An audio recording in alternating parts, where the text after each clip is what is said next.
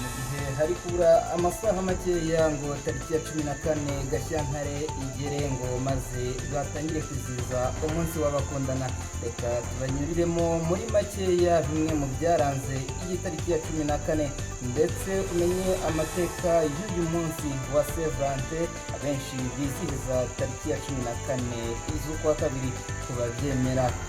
Iyi tariki rero umunsi wa Saint Valentin wakomotse ku mupadiri w'umunyaromani witwaga Valentin wabayeho mu gihe cy'umwami Claudius wa kabiri ahagana mu myaka ya 269 na 273 mbere y'ivuka rya Yezu Kristo.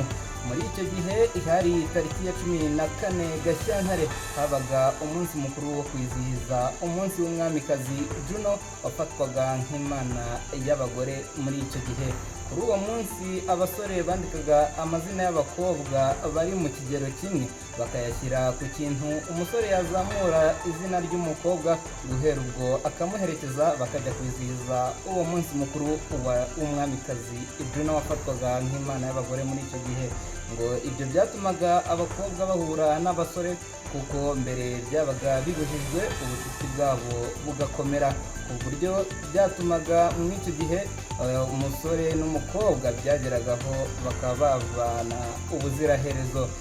Ku ngoma ya Claudius muri icyo gihugu cye haje kugarizwa n'intambara zikomeye, agira ikibazo cy'abasirikare bagombaga kurwanirira igihugu kubera ko abagabo bakiri bato bangaga gusiga abagore babo ngo bajye kurwanirira igihugu.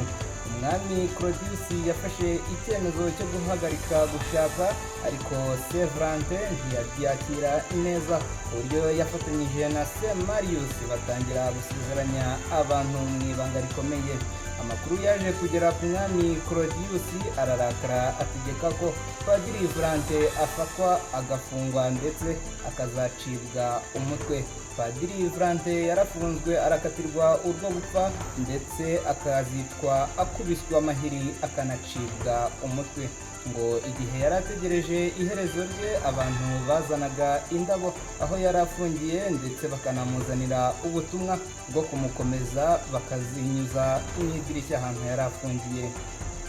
Uyu munsi uvugwaho byinshi, hari abavuga ko ubwo Valentin yari afunzwe umukobwa w'umucungagereza yakomeje kujya amwitaho uko bishoboka ndetse akanamuzanira indabo aho yari afungiye.